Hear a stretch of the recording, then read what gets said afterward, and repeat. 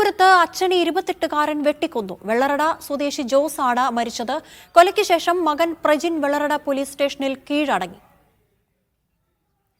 വിവരങ്ങളുമായി സാജിദ് അജ്മൽ ഉണ്ട്. സാജിദ്, എന്തിനായിരുന്നു ഈ ഒരു ക്രൂര കൊലപാതകം?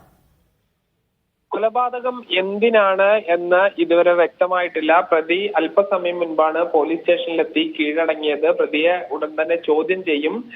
തിരുവനന്തപുരം വെള്ളറടയിലാണ് ജോസ് എന്ന 70-കാരനെ 28 വയസ്സുള്ള മകൻ പ്രജിൻ കൊലപ്പെടുത്തിയത്. ഈ കൊലപ്പെടുത്തിയ ശേഷം ഇങ്ങനെ അച്ഛനെ കൊന്നു എന്ന് പറഞ്ഞ് ഈ പ്രജിൻ തന്നെയാണ് പോലീസ് സ്റ്റേഷനിൽ ഹാജരായിട്ടുള്ളത്. ഇയാളെ വിശദമായി ചോദ്യം ചെയ്തു വരികയാണ്. എന്തിനാണ് കൊലപാതകം എന്നത് സംബന്ധിച്ച് ഇതുവരെ പോലീസിന് ഇയാൾ മൊഴി നൽകിയിട്ടില്ല. ശരി, തിരുവനന്തപുരത്ത് വെള്ളറടയിൽ അച്ഛനെ വെട്ടിക്കൊന്ന മകൻ പോലീസ് സ്റ്റേഷനിൽ കീഴടങ്ങി. വിവരങ്ങൾ നൽകിയത് സാജിദ് അജ്മലായിരുന്നു.